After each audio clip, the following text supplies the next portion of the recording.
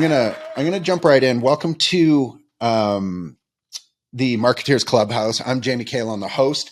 Today I've got a very special guest, someone that I'm really excited to talk to. I also have one of my best friends. I've known Mark Walton since, Mark, how old were you? 14 when I met you? 13? 14, 15, somewhere in there, yeah. Yeah, and so Mark Walton is one of my favorite humans. I consider him one of my absolute beyond best friends. He's my brother. He is my business partner. He is a person I ride bikes with as much as I can, although I used to torture him. Now he is much faster than me, and he tortures me. If I can even remotely see him in the distance when I'm riding. But welcome, Mark, and thanks for joining in. Thanks. We do have another guest host that's missing, Pierre Martin. There's the missing poster for him. We don't know where he is. He's out in the world running around. I'm going to go on a cross-country trip in the next few weeks, and I'm going to put posters up all over North America searching for my long-lost guest host, Pierre. Maybe one day we'll find him. Who knows? Pierre, wherever you are, if you're being held captive, send up a smoke signal or start tapping on the wall next to you. Someone will hear you, and we'll come get you. Today, I'm speaking to Keir Dillon. Now, Kier was introduced to me through a mutual friend, Job Tucker. And Job, I absolutely love and I trust. And when he came to me, he's like, Job's a really interesting guy. He's like, dude, I really think you need to talk to my friend Kier.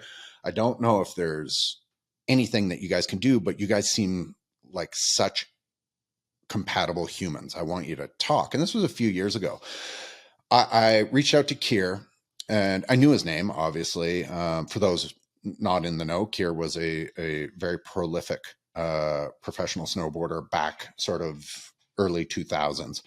And I've been in that industry for a long time. So I'm like, oh, yeah, Kier, cool. So we started chatting, and it was mostly around my software platform regulator and sort of what Kier was doing at the time.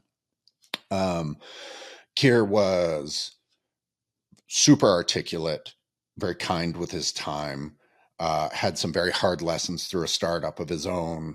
And obviously we meshed good enough that I still talk to Kier.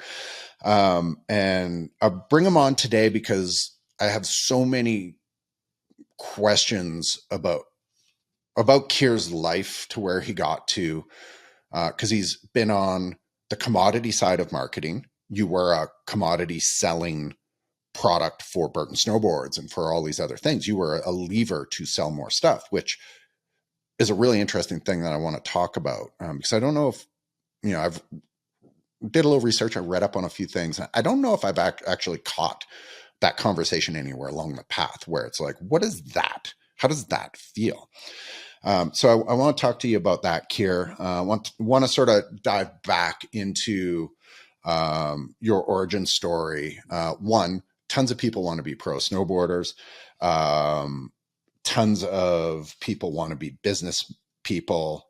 You have done so many different amazing things. So, Kier, welcome. Thanks for giving us your time, and we really appreciate it. And we're going to dive all the way through to where you are now at the Dillon Agency, which obviously is your own agency, and you've got a really cool little section of marketing that you're working in. So we're going to get there, but welcome. And if you don't mind, give us a little background for those that don't know you, of who you are, where you came from, hometown, how you got into where your initial start was. Like, I don't believe that you would be you without snowboarding at this, like, you wouldn't have turned out exactly the same. You would be a version of you, but you are a very unique version of you because of this background. So if you could lead us through that a little bit, I think, one, I'm super interested, and I'd love to know sort of where you came from. Yeah, no, well, first, thanks for having me on. Truly appreciate it. Mark, good to meet you. Yeah, no, it's, I'm from a small town in Pennsylvania called East Stroudsburg, about an hour outside of New York City, but it's definitely country. I mean, I grew up on, a lot of acres of land. Closest neighbor was about 2 miles away. So it's definitely rural. And, yeah, it was your quintessential super boring town, right? I mean, like middle class, lower class America. And growing up, my parents were divorced and super horrible divorce for about 7 years of just fighting and trying to kill each other, and very kind of like you'd see in a movie. And it was that combined with being dyslexic and ADHD, I think created a unique brain of mine that sports really was the safe haven. And I love to compete, which I think was another vehicle to kind of like put all that in a box and then focus on things that I liked, which was talking trash and having fun. And I grew up playing basketball, looked at my dad, he's 5'10". I was like, this is not going to work. I have like a 6-inch vertical. And, my older brother, I had 3 brothers total, 2 older, 1 younger. So I was right in the middle. And he got into skateboarding, and luckily he brought his younger brother along. I was like the little Grom trying to just, do everything my older brother did. And we had the skate ramps in our backyard and friends, and it was, I was, I guess, late 80s. And I love skating, love BMXing, raced, NBL, ABA, just a very active kid, again, which was my kind of safe haven from all the drama at home. And it just, the unique community that action sports really, gave a place for, especially once you got into snowboarding, which I grew up skiing. My dad was a ski bum.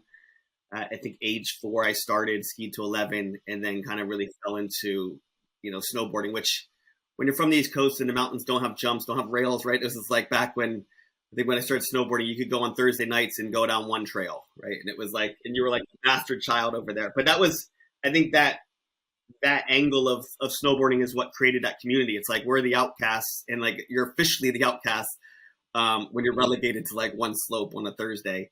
But it was just so fun, right? Like anyone that snowboarded, I think the thing that I fell in love with is I love competing. I love growing, and to suck so badly at something, and then in 3 days be like, oh, I think I could do this. I think I could become pro. And it's like, you're like your 4th day, right? But the learning curve is just so steep. And I think that was, for a long period of my life, that was every day. We had night skiing. Would trade which parents were taking us to the mountains after school, and that was our babysitter. My brother and I were just talking recently. It's like, pretty much the mountains raised us, and then further raised me, like you said in the intro, of just my whole life has been snowboarding and the people and the travels and the community and everything. So it's I think any sport is a personal development tool, and I think snowboarding at that time was definitely a special one.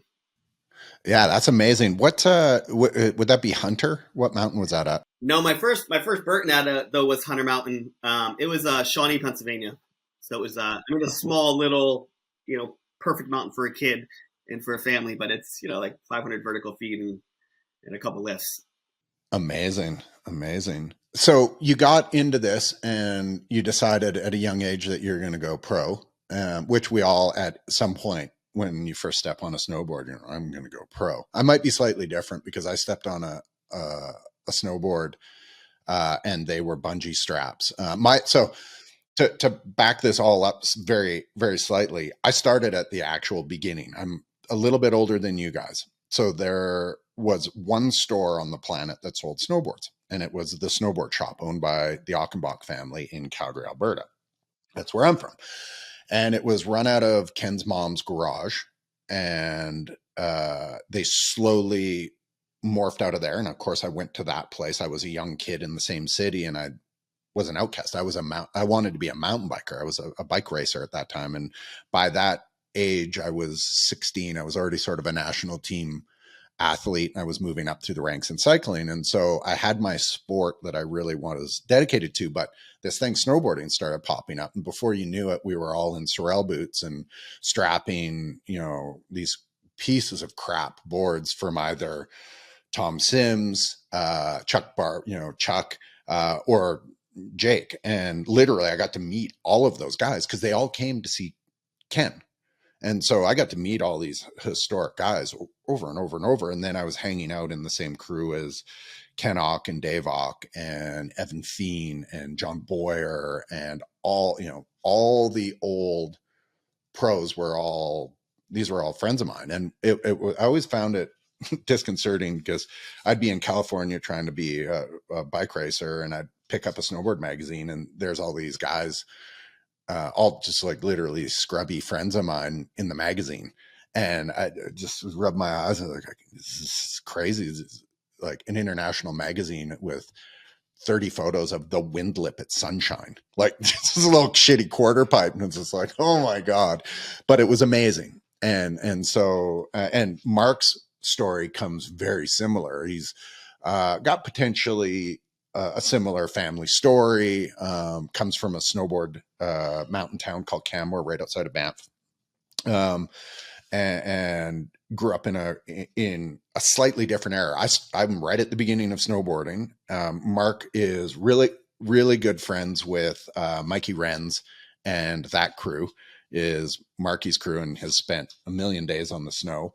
And you're sort of smack dab in the middle of between those two things. So this is going to be an interesting conversation. So you decided to go pro. You're a young man. What do you do? Where do you go? What happens from that point? Well, I'd say day 4, I decided I was going to go pro, but that was like more metaphorically speaking, in a sense of there, at least where I grew up, there was almost no pro, right? It was just, we were just some like, there was no internet to tap into or anything. So we were just doing it, having fun. I think eventually, there was a snowboard tour that kind of came around called the Mid-Atlantic Snowboard Tour, which kind of was like, oh, actually you can compete, right? So then it was like, it at least started to like drip you into this idea that other people were doing it in the world, and then you could go like battle, back to this competing again. I think as far as like pivotal moments was when I was 16. I think it was a mogul contest actually, and Burton was there, and the Burton rep, and I went up to him. I was definitely a cocky little kid. And I went up to him like, yeah, you're going to sponsor me next year. And he's definitely kind of a very a good human, but he's like, he doesn't take shit. He's like, oh yeah, sure. Like kind of like talking shit back. And, he ended up giving me a board, and that kind of developed one of my first like industry relations, which to this day we're still really good friends. But I think that was like the moment where, yes, I'd been competing, but it was like, oh, okay, you're going to get some like free product, right? Like again, growing up broke, it's the idea of getting some product for free was like, if you could retire on snowboards, I felt like I was there. And I think each day from there was just, I think like in any career, it's if you're all in, and then you're surrounded by good people that are like-minded and on a path. I think when you look back, you're like, whoa, we went so far and we're able to do so much. But when you're in it, you're all in and you're just loving it, right? So I don't even think each stage was like convincing your mom, like, hey, can I miss finals? Can I not do like SATs? Can I go to college first semester and do half years? And I think that whole journey is very slow of like, for me at least, taming my mom of like this idea of what life could be. And even for myself, right? It was evolving each stage of like a little bit of money, a little bit more travel, and just new experiences every year. It would have been hard to think, I think, at any of those stages to have projected where snowboarding was as a whole, or where I was able to go. It was just more, this is what I want to do. This is my tribe. This is my crew. I'm all in for this. I think at that age, really that's all you should be focusing on is like what brings you joy and how can you express yourself. I completely get that. It sounds so similar to exactly what I went through, just in a slightly different sport. Your father passed away, I think, when you were fairly young, from what I saw. And obviously there was a contentious relationship between your parents, and you found sort of your home with your group of friends.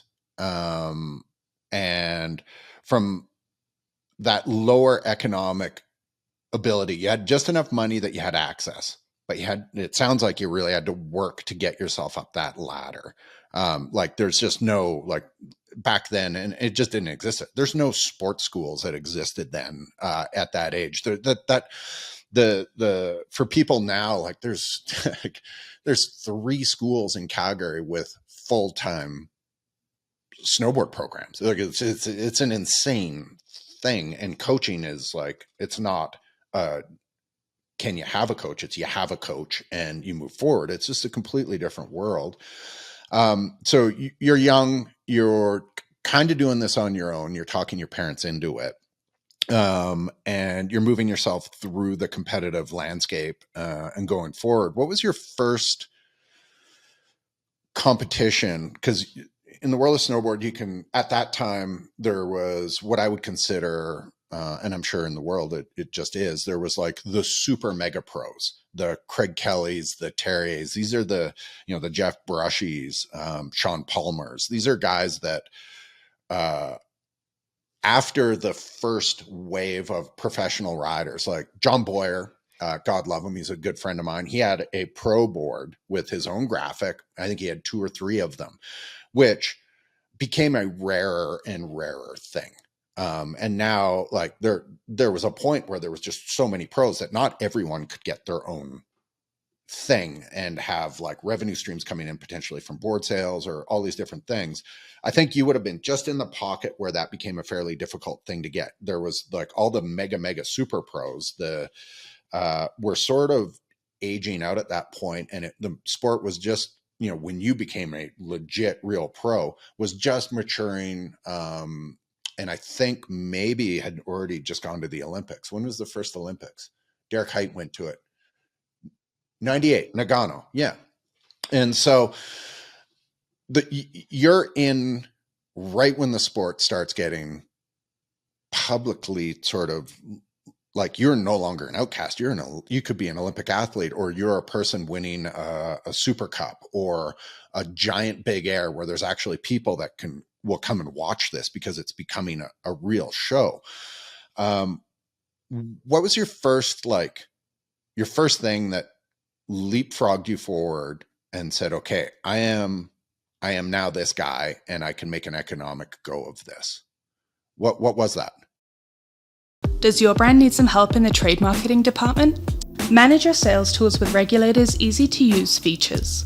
Whether it's fixtures or displays, POP, custom art, or promo products, you can submit single or bulk orders for all your locations within minutes using a simple, streamlined process. Deliver content, manage your budget, and view the market all from the palm of your hand. Move up to 10 times faster than your competitors and capture all the opportunities that put your brand on top.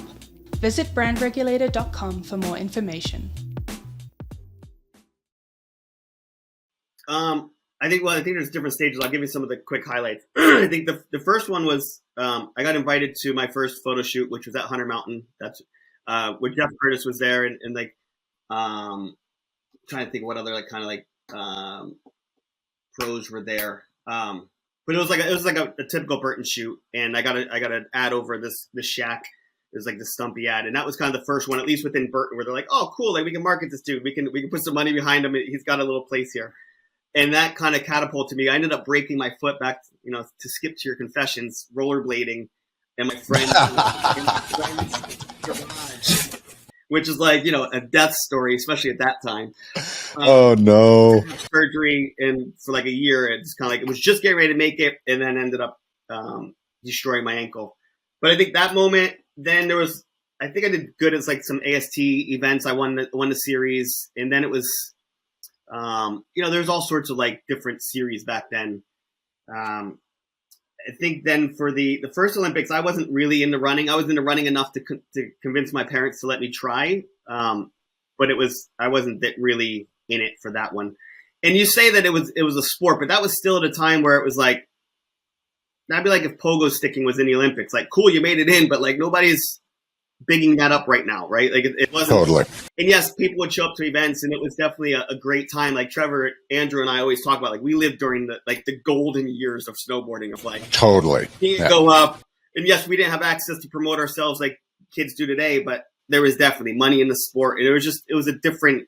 You were still in where it was evolving, kind of like us at our age being around for the internet changing, right? It's a unique experience when you can be part of something growing at that level.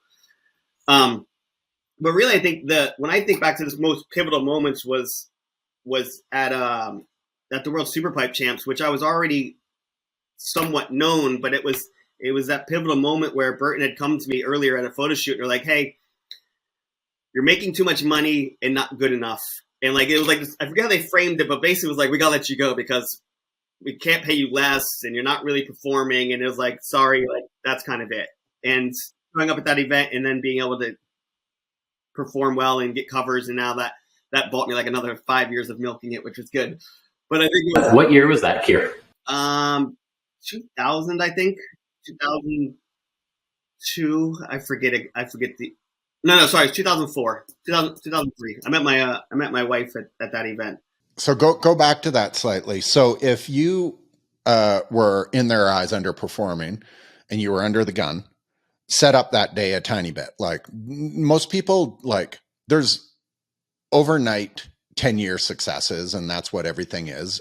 So you show up to this and you crush it under extraordinary pressure because you were just told you were just going to get cut.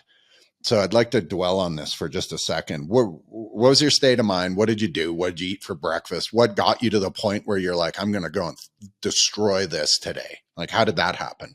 And what did it? This story is horrible because it's the opposite of what it should be.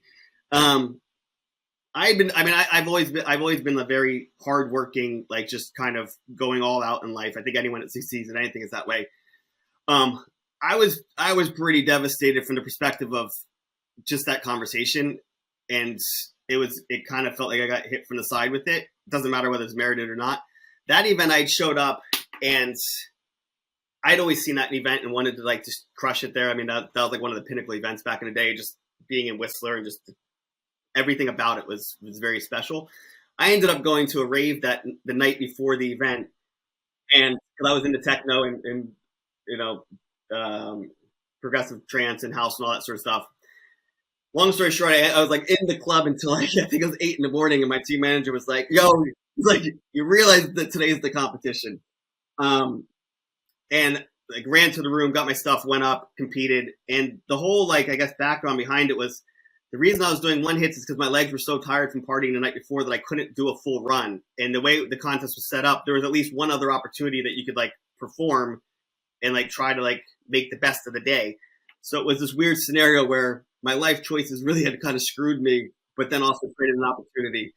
So yes, it was the opposite of eating healthy and all the things that you should be doing to compete in an event. But I do think as a lesson for just performing, I was always an overstressor, right? Everything just felt like it was like this weight of the world, whether it was like trying for the Olympics. And as you mentioned at the beginning earlier, like my father had died the year before and there was all this like pressure where that was a moment where I was just present and wanted to just like put on a show for myself and for the crowd. It wasn't even about like the winning. I didn't like, it was just the reason we get into snowboarding, which is like being present, everything else fades away and you're just like locked into just having a joyful experience. Right. It just so happened that I got lucky and that worked out, which I think any success has I think a lot of luck that yes, preparation and hard work helps create, but still there's just things that happen. Yeah. That's interesting because I've seen it on Instagram a couple times. It just keeps popping up in my feed, but it's like runners who run at 80% run faster than if they try to run at 100%. And there's something about, and this is a thing that I actually 100% believe in. I am always better if I'm slightly off balance. If I'm emotionally off in the day, I'm going to probably perform better. If I'm physically under duress in something, I got a bad body part that I've got to work through, I usually perform a lot better because it kind of strips some of the expectations away, lets you be free, lets you be looser, and lets you move. And you probably found a really hilarious little natural pocket that you could live in at that very specific time. And then all of the preparation that you did in the past came through naturally, like your muscle memory, all the stuff you needed was there. Now, what on that day, what was the, like, if it's a single hit, what was the trick that you rose you past? It was just first hit. I was just trying to do McTwists on the first hit and just go big. Like I said, I couldn't make it down the whole run. So I had to kind of like do one hit, kind of pop out and then hike back up and do it again. But again, it was just that event was also not your standard contest event. Like growing up, we would have contests with 150 people. You would go and then you'd wait for all 150 to go before you got your second run. Like there wasn't groups of people. Obviously, formats have changed to make it more rider friendly, but that event was just one that was always set up where it's sunny, it's beautiful, there's a crowd. It's like it was as picture perfect as you could get, and it felt like it was that way always. So that was kind of part of that, what made that event special. That's really interesting. So you found your pocket, you secured your ride for a little while, which is always, as an athlete, If people don't understand what it's like to be a broke athlete, it's a nightmare, because you have to train yourself. You have to find the money to do it. You have to find the money to get to every contest. Like, you can't go, it's very, very difficult to go from a sponsored athlete back to sort of like a privateer level thing. It's difficult. You almost never get back to where you need to because you lose your resources. So you found your way through that. You had a fairly long, like 10 years in the snowboard world. Like, I look at snowboarding like I would look at MMA. You have a very limited lifespan. It's a very difficult sport. It's super hard on you. When you hit the ground over and over and over, you only have so many times you can do that. You had about a 10-year career where you did this.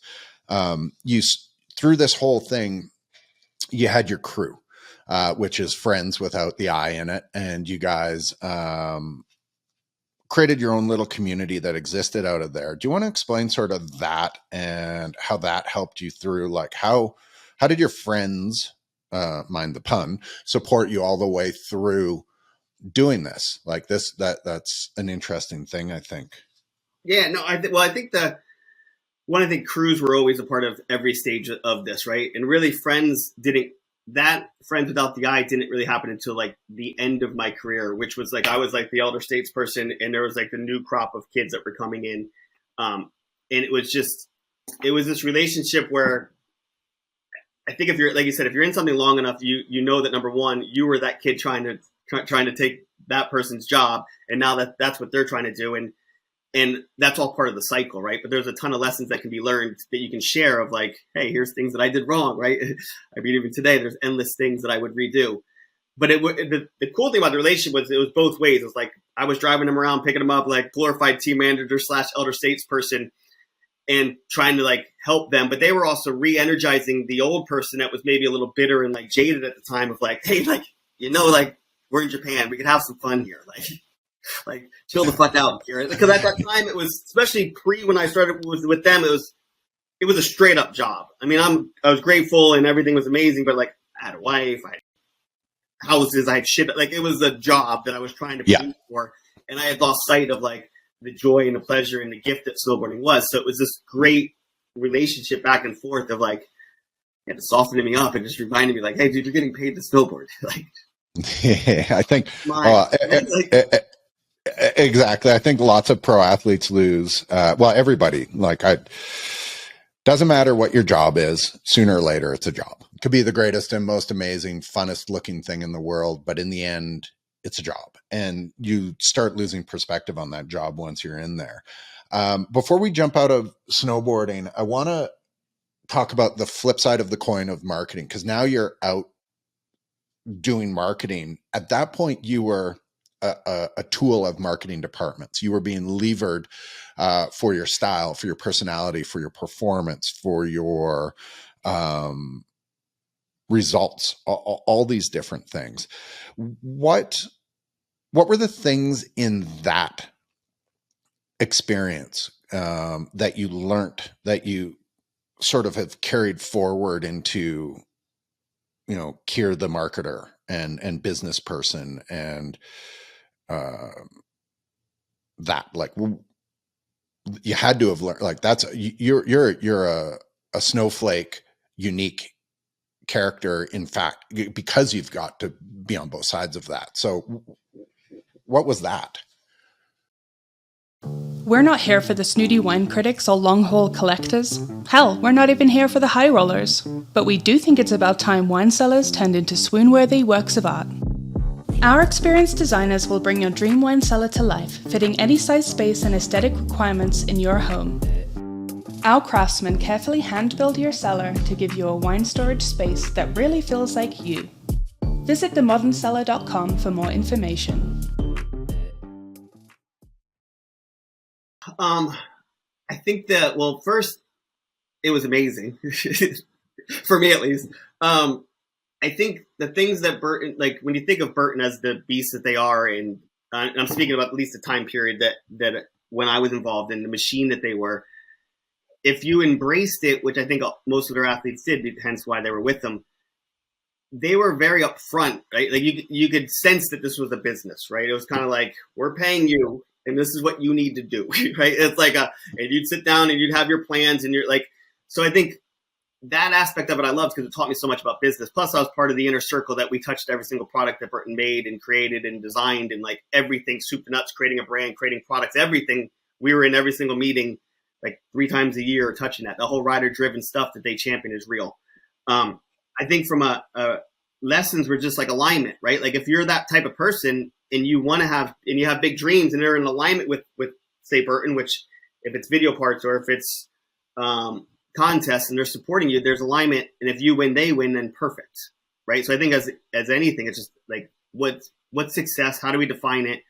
And if both people see that vision, then it's great because everything's pushing towards that. I think whether it's just marketing in general or just back then, it's if there's misalignment, like if you're a kid that doesn't want to grind and you come on to a team and let's say Burton's into their like contest kids at that time and you're a filmer, then there's misalignment, you're going to be bummed, right? Both people are going to be bummed. So I'd say that was even just working with clients, right? It's like, what's success, right? Like first, let's clearly get clear on what does success look like? What's the path? They make sure there's alignment there. Then we can solve problems. But I think that's a piece that is always missed in many aspects of life. Is just like, like anything, it's always the fundamental stuff, like where you're trying to get to, all that stuff. 100%.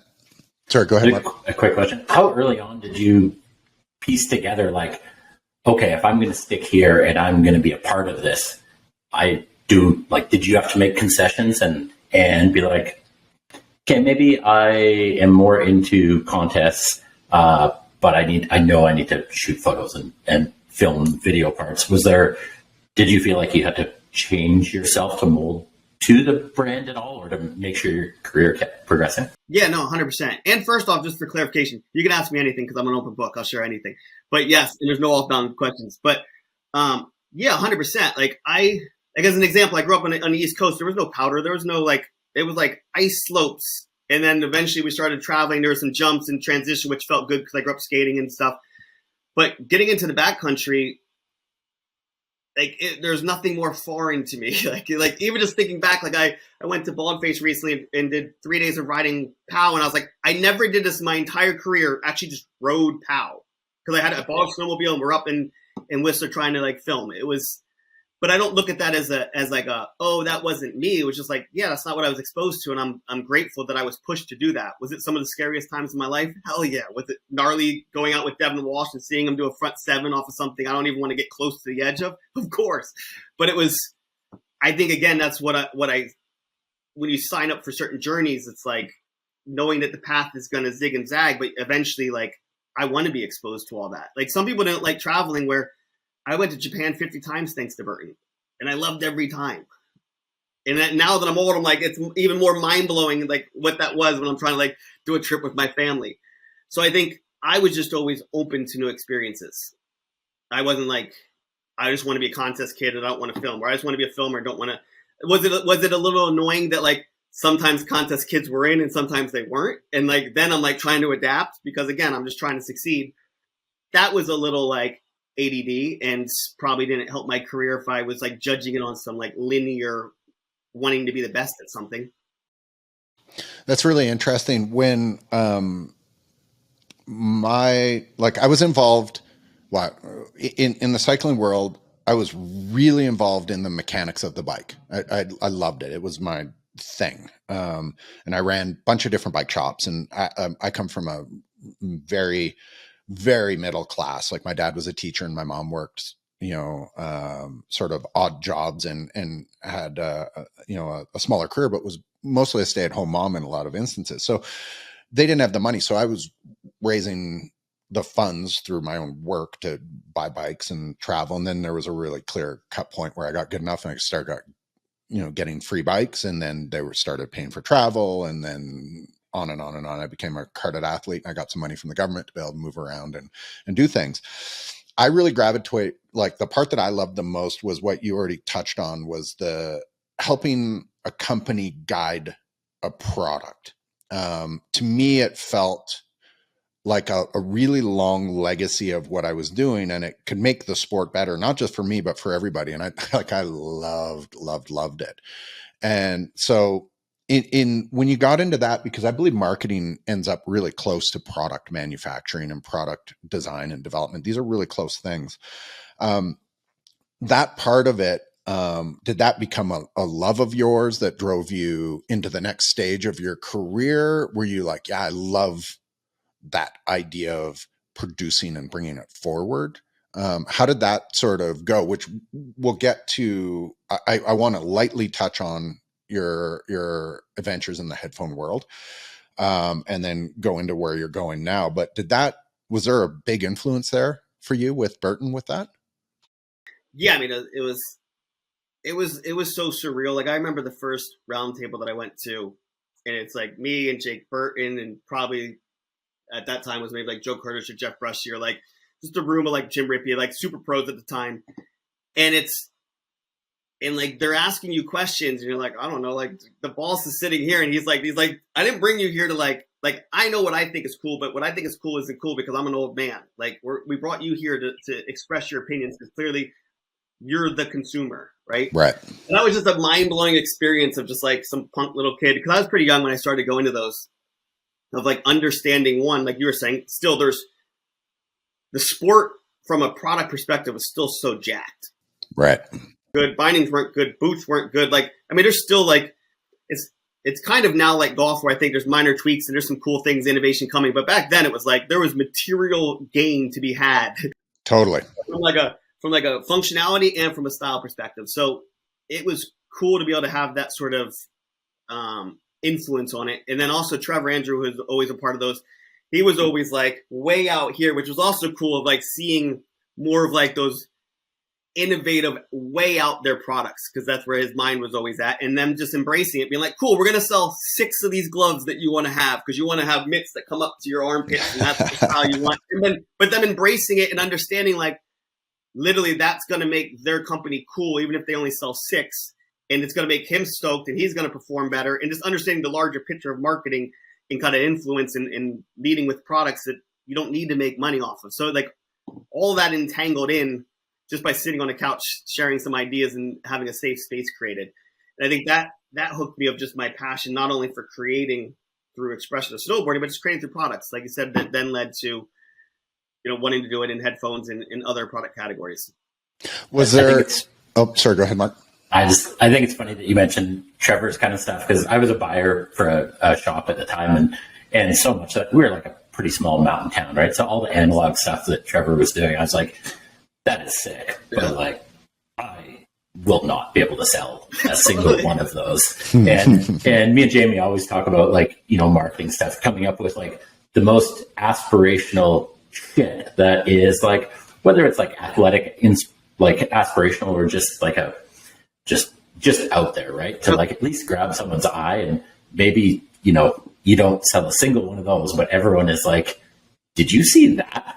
That is the craziest thing. I will not be buying that from that brand, but like, what's the next step down of like a little bit more toned down version? And that's obviously where brands make their money, right? Is that meat and potatoes sort of area, but you got to have the mitts up to your armpits to really grab people's attention on stuff like that. Yeah, that's amazing. And you're right, Mark. Kier, was there anything that in one of those roundtables that you got to push through, like one of your agendas as a product that you were like, oh, that actually, and it got out there? Was there like a really clear failure, and was there any really clear wins? Or did, by the time it actually gets production, and RIP Jake Burton, because that guy is unbelievable and the world was better with him than without him. Was there a definitive thing that you got to, like, one of your thoughts that you got to see actually get commercialized? I mean, how do you say it? There was like, these tables would have about, like, if you take it into a year slice, there's about 7 of us. And no exaggeration, every single boot, every single binding, every single glove, bag, outerwear. Like, so it was like, it wasn't one, it was like the whole movement of every single product that Burton would make. We would spend a week there going through every single line. And then at the beginning was lines, and then we'd come back for another meeting with samples, and then we'd come back for another, like, so it wasn't, I mean, I had the products that I worked on, like boards that I worked on and things, but it was, we were like adjusting zippers and like I think to a part that probably wasn't even helpful, but like we had say on everything. So it was just like, bad guy would come in and you just like shit on all of his work. like literally that would be like later in life, like learning production schedules and all that. It's mind blowing because we would just tear things apart. And like, you're like, they just worked on that for 5 months and we just tore it apart. Now the guy has to go fix it in like 2 weeks because we like screwed up all of his timelines. Yeah. And SIA is in 3 weeks. So you better fix that ASAP. Yeah, and it was, and we were like, I mean, eventually you learned what was happening, but in the beginning you had no clue. Right. To like be like a little bit more sensitive. You're like, sorry, dude, but this really does suck.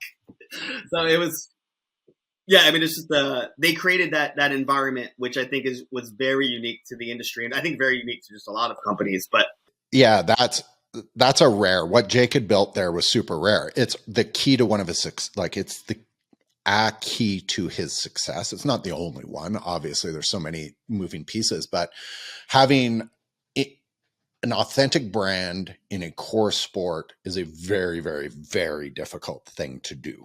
And you have to be super in touch with the marketplace. And if you're not in touch with the marketplace, you end up, you'll have wins, but you will have colossal failures and tons.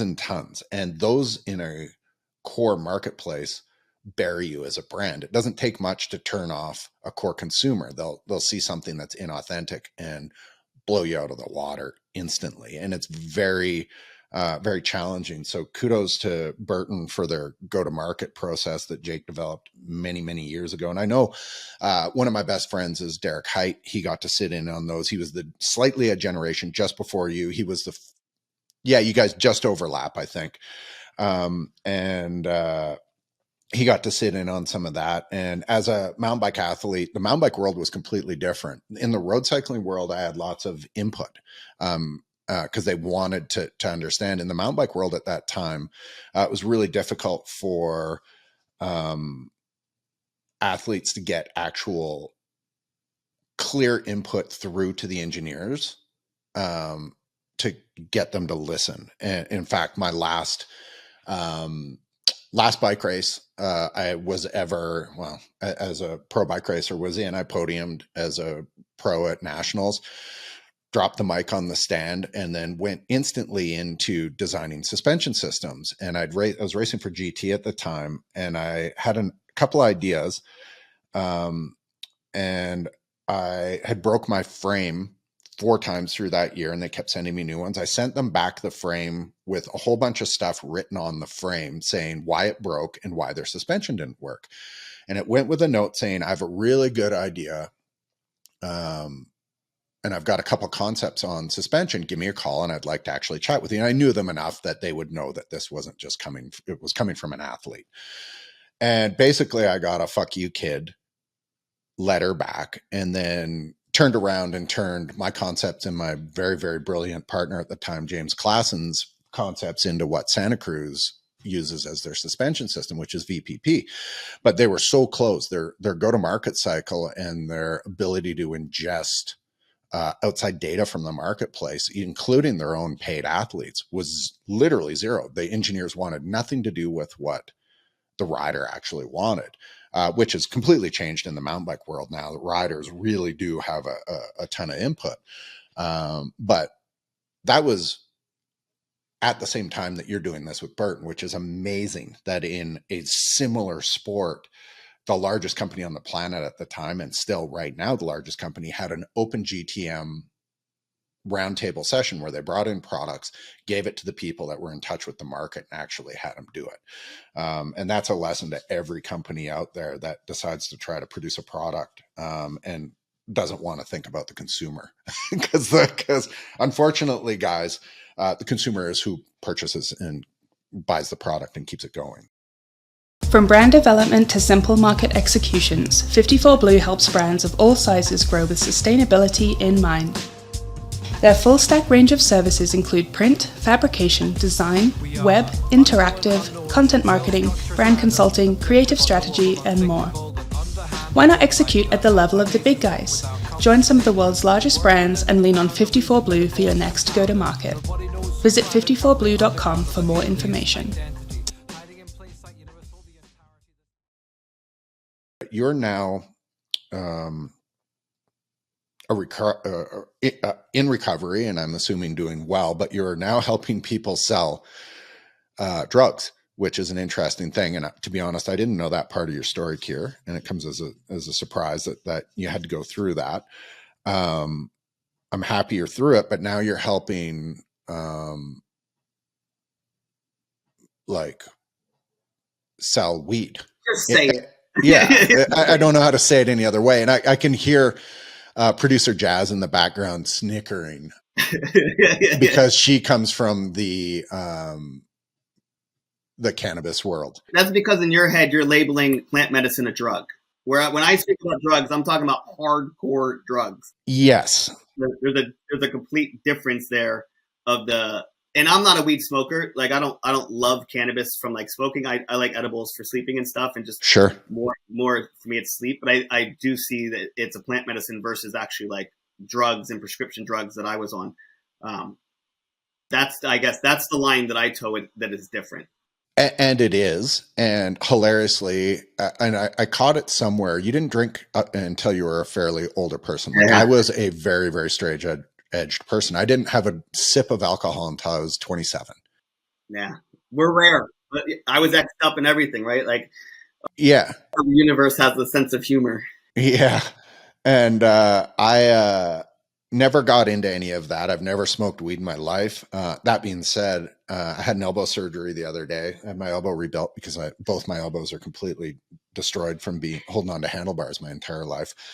And I've eaten so many gummy bears, weed gummy bears in the last week and they work and they function and they're fantastic. And it's a way better alternative than the opiates that were prescribed to me. I want nothing to do with those. Those destroy my stomach. I feel terrible. I'm just numb. I can't think. I'd rather, go down a different path. And as you'd know, we're in Calgary up in Canada, and it's completely like cannabis is completely legal here now. It's a thing. I've gotten myself past that hump just as much as I enjoy. We own a small company that makes wine cellars. I love wine and I love these things. And it was something that I didn't participate in when I was younger, but now I enjoy very responsibly. But I can't even watch a TV show about like hardcore drug use. My wife, as soon as it comes on, she turns the TV off and goes, I'll watch this by myself. Cause I can't watch that downward spiral. It just is like so painful me to see the waste of these things. But now you're in this world and you've transitioned completely over to being a marketing person. What's your pocket? Who are the companies you're working for? What do you bring to the table to them to grow your agency and to get more customers? And like, give me a little bit of a sort of a background and also lay out, because again, we're in Canada where it's basically completely legal. It's just on every single corner. California and the US, it kind of ebbs and flows state to state. If you don't mind explaining sort of the landscape of the product's availability, the legalities of it, and then how that might relate to your marketing. Yeah. Well, I'd say my sweet spot is more, again, leveraging kind of like what I've done in the past, which is more in the startup lands. Coming along, I almost consider myself more of like an outsourced partner in the sense of you're a startup, you have an innovative company or brand or product that you're trying to bring to market. You have a little bit of momentum, but you're either struggling to get into dispensaries because your branding's not set up, or you're trying to raise capital. Just the kind of that you're new, right? And you have something cool. How do we make it cooler? How do we commercialize it a little bit more? It's in the cannabis space. It's like I said, each state is different. So for me, it's more California based. It's spreading a lot here in the States, and states are opening up. Spreading like a weed? Spreading like a weed. As far as like, I don't know, I think there's just such similarities, right? Like before this call, I was working with a client, and the stage of his business is where I've been. And it's just, when you can hear what he's saying and being like, I remember saying that too. Like, and I'm not saying I'm right, but here's how it worked on our end. And usually it's not that it worked out well. So I think it's again, having like being more of a boutique agency and having close relationships, it is more partner, right? So kind of like you were sharing with you and Mark's relationship earlier, there's a level of trust that's built, and then you can share things from a perspective of love, because a lot of those things that you're sharing aren't pretty. California is a super competitive market. Most brands aren't making money here. If they are, they're just gaining market share, trying to look for other states to actually make profits or sell. I mean, it's one of our investors in Friends was one of the main investors at Bloom Farms. And at the time of Friends ending, they were like a $50 million company, and they just sold for,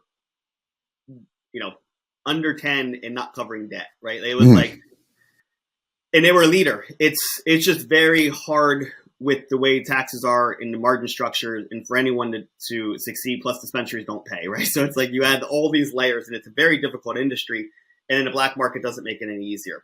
So I think all those things are, I think, just from my life and growing up in snowboarding, are things that I like, right? It's like, cool, we have some problems that are identified. How do we actually navigate through this? How do we like get crystal clear on your customer? How do we identify your positioning? What's like our go-to-market strategy here? Like, we can't run ads. There's a lot of things you can't do, which then brings it back to snowboarding back in the day, where you're like, it's winning at the doors. Back when I was a shop rider at like Starting Gate, right, at the local mountain, it's like it's old school marketing, which I know enough about digital marketing to be like, get myself into trouble and be able to talk with people that actually do know it. But I don't, that's not where my passion is. And it's nice because that's still not here.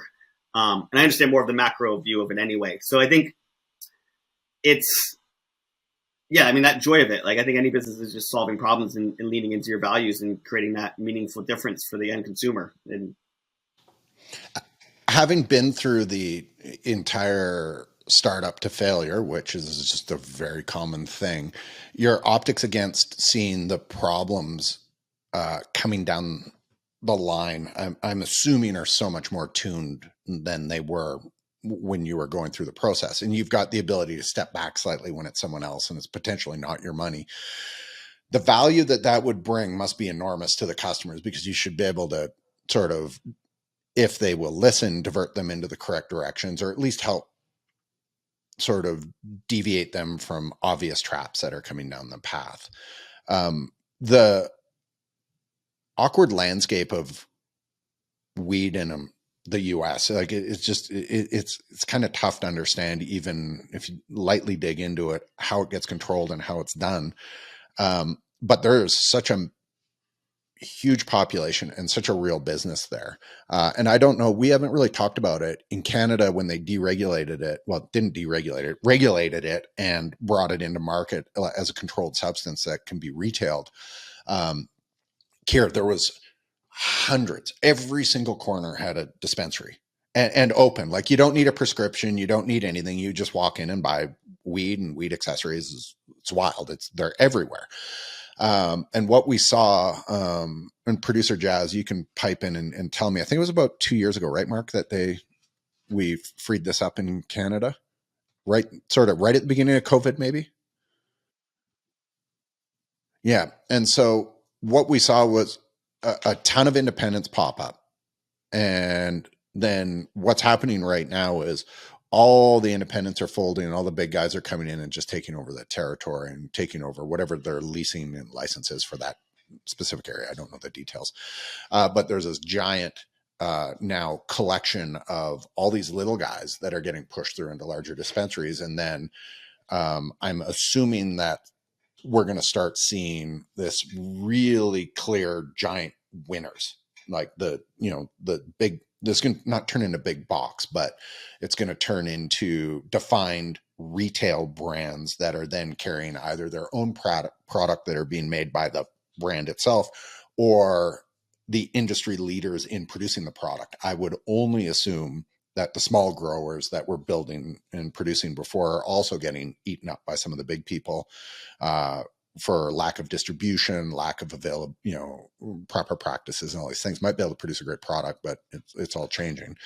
So it's really interesting because the whole thing's in flux, and you're even earlier than that in the US right now, because you guys don't have it really as a free open marketplace to be able to produce this. So kudos for you for jumping in on this world and doing that. Are you tracking what the government's doing really carefully? And like, I'm trying to understand where this is going to grow? I'm not.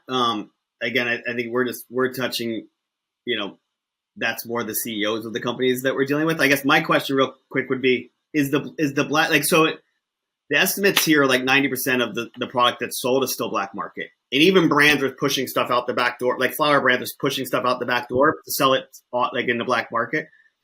Is Canada set up that way? Meaning, or is it so kind of legal now, like there is no black because you could just do it legit?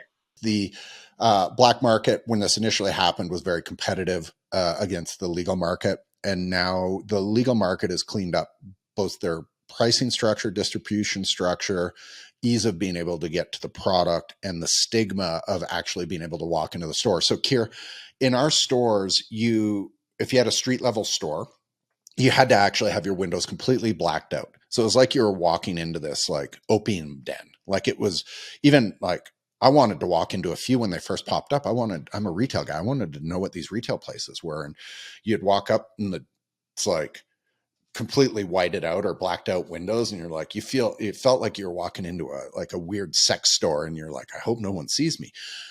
Just in the past, I don't know, 6 months, they've lifted that restriction in Alberta. And I would assume across Canada, because what was happening is people were going in and robbing the stores, and you couldn't see them robbing the store because the windows were all blacked out. So there's crimes happening, and it was just this insane security issue with the stores.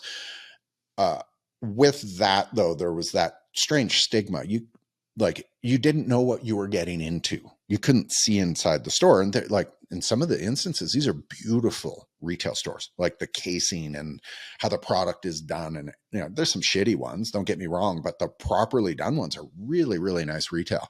And there's no stigma. It looks just like you're walking into any other retail store at that point. So it's definitely swung back the other way where that illegal market isn't there. Now, I'm going to pause this to say, the market is so huge. It's so huge. A legal market or not a legal market. There's not a bunch of people selling illegal alcohol and bootlegging stuff. It's disappeared. But that marketplace is so big that if it does exist still, Budweiser doesn't care. They don't care. And so with the market being so big, I think there's actually room for a legal product to exist in there. And potentially maybe that's just natural. It just is what it is. Yeah, I think like you said, you guys are further down the line, where here, if you're trying to grow a brand and if you want to move to Nevada, you have to set up manufacturing. Each state is a different, oh, I love your flower, it's great. It's like, cool, we have to send those genetics now to Nevada and replicate. It's like so hard to create a structure to actually let a brand grow and to expand. And then I don't know what your taxes are compared to ours, but it's just the delta between legal and black market it's such a crazy number. And most of the volume is coming from legacy users, which they smoke all day, and they already have their access to people that have been growing for the last 20 years. So it's probably better weed in most cases. So it's and that's what I mean by California is still a very hard thing to crack, because cool, you have new people like myself. It's if I buy a bag of gummies, that'll last me a month. It's you can't run a business on me. But the person that smokes cannabis every day, and why would they, pay X amount here when their homie probably grows better cannabis and it's cheaper, right? So that's the dynamic because of taxes and stuff that they're fighting. I think in the end, obviously, like I said, I think it'll be like alcohol eventually. It's just, I think that road is pretty long, and it has to be federally legal to open up the opportunity like we were discussing. It's going to be a lot like alcohol, and the road is super, super long. There's no doubt about it, but it's going to be the same trajectory and same path. We have the same, there's similar things as far as where you grow it, where you can distribute it. All that sort of does exist in Canada as well. And there's tax issues between different provinces and all those different things. So we don't have it completely dialed out. And in Kier, up here, it's really interesting because even for alcohol, in Alberta, the province we're in, it's a semi-regulated substance. So it goes through it used to be the Alberta government, AGLC, Alberta Government Liquor Control Board or whatever it was. And so all the producers would ship their product to them, and then they would actually sell it out to the consumers to track it as a, they'd sell it to all, you'd buy your product as a retailer from Alberta government. That's changed ever so slightly. It's a company called Connect up in Alberta now, and the weed business is very similar. It all goes, you can't really easily or legally, I don't believe, sell direct to a retail store as a producer. You have to go through this semi-regulated board. So there are layers of control that go into this, and that's the same or similar board that does some of the restrictive stuff. That's, like up until very, very recently, you couldn't produce a branded t-shirt that existed in those stores, either the name of the store or the product you're selling. You couldn't sell merch. You couldn't do it. Now that's very, very recently changed. And on a side note, one of my really, really good friends and one of my advisors for a regulator in the US, Ted, is on the board or working on a marijuana thing, cannabis company in California, and the merch sales are insane. Like he was just like, yeah, the product is, let's say 50%, the rest is all merch. And I found that exceedingly shocking. Well, if you go to, look at Cookies. I don't know if you're familiar with them, but they're one of the largest here in the States. You go to their website, it's kind of like you're looking at Burton Snowboard's website. They have more, they're a lifestyle clothing company that just so happens to sell cannabis is what it looks like from on there. So I think, again, it's branding, and you have more flexibility with growing your merch and growing the brand across borders than the controlled element of cannabis. But it's all, you guys don't allow packaging, right? Like your packaging, I believe, is very yeah. So producer Jazz just piped in, and again, it's her expertise. When it first went into regulation and was a retail product, it was black and white packaging only, had to be in plastic, and it had to be opaque so you can see the product.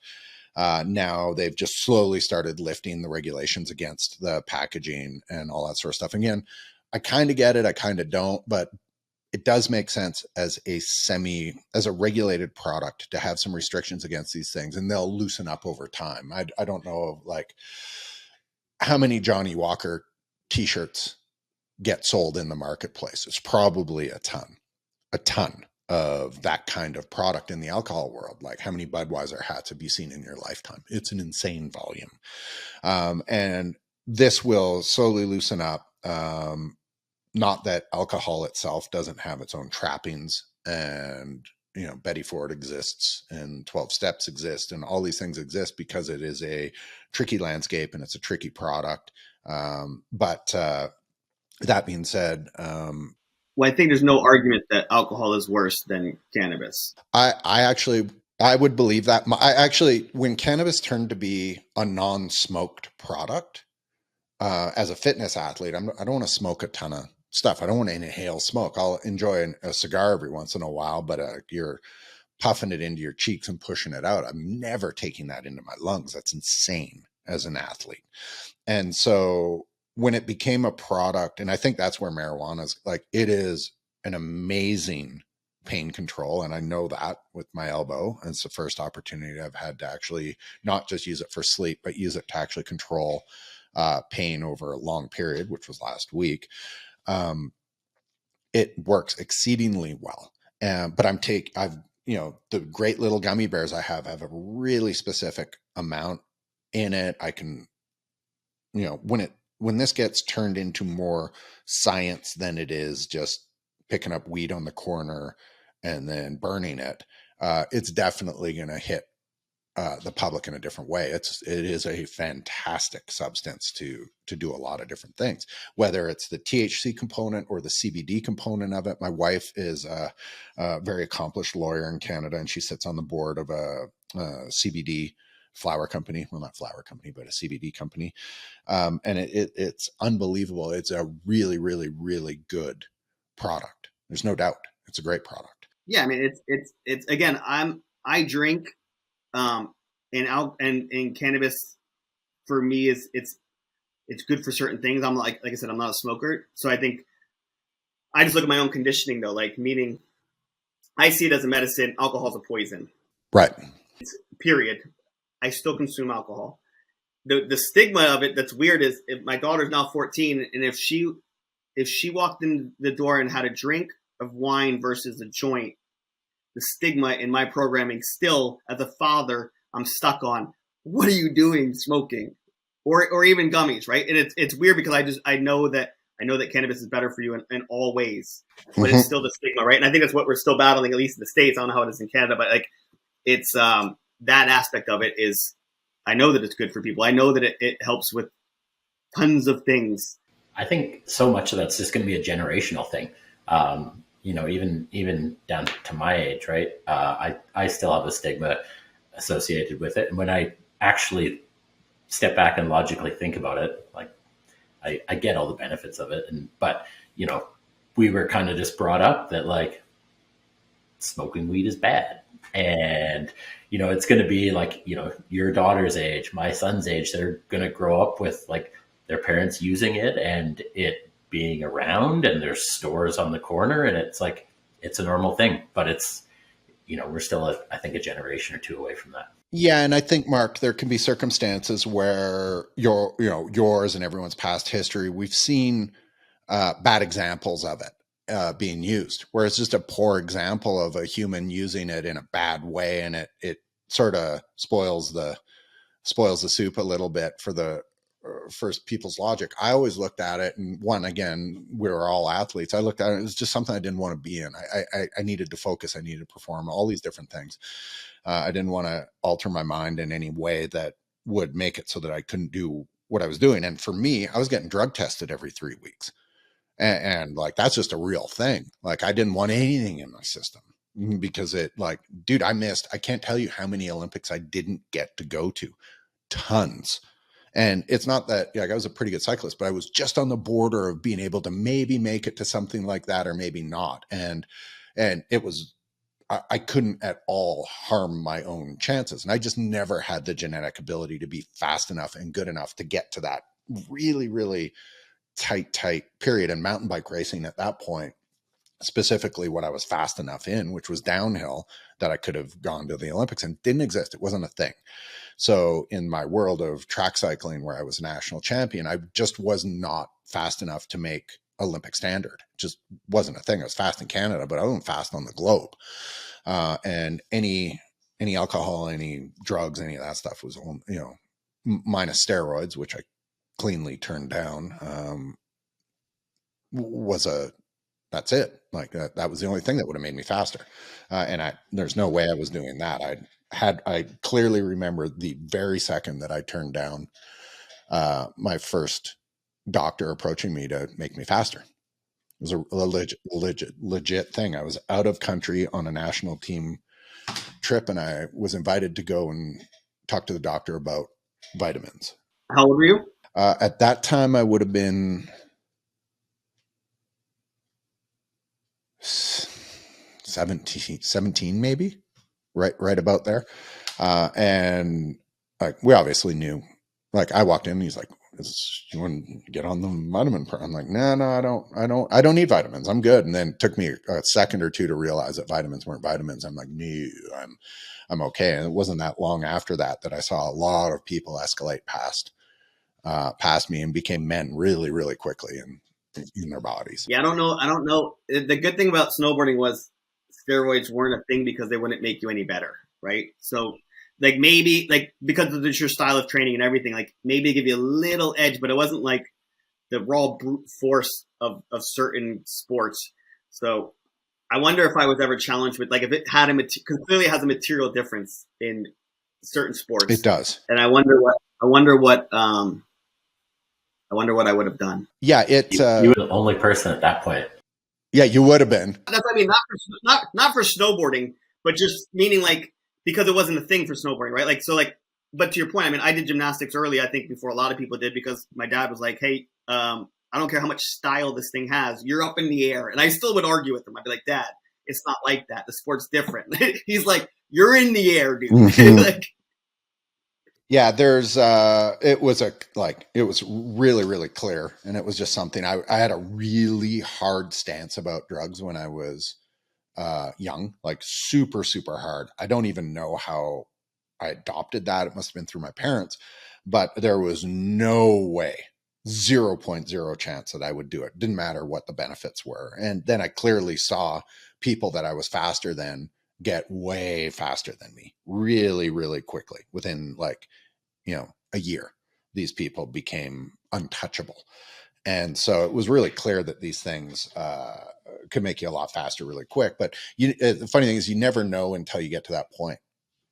Like, you don't know. Like, you don't know. So anyways, I find that interesting. So you've merged, you're now a marketing company. You're in San Diego, correct? Correct. Yeah. Yep. What is the next, like, are you growing your agency? Where are you moving into? What's the future look like for you? Yeah. I'm actually working on a side project that's not really a side project anymore.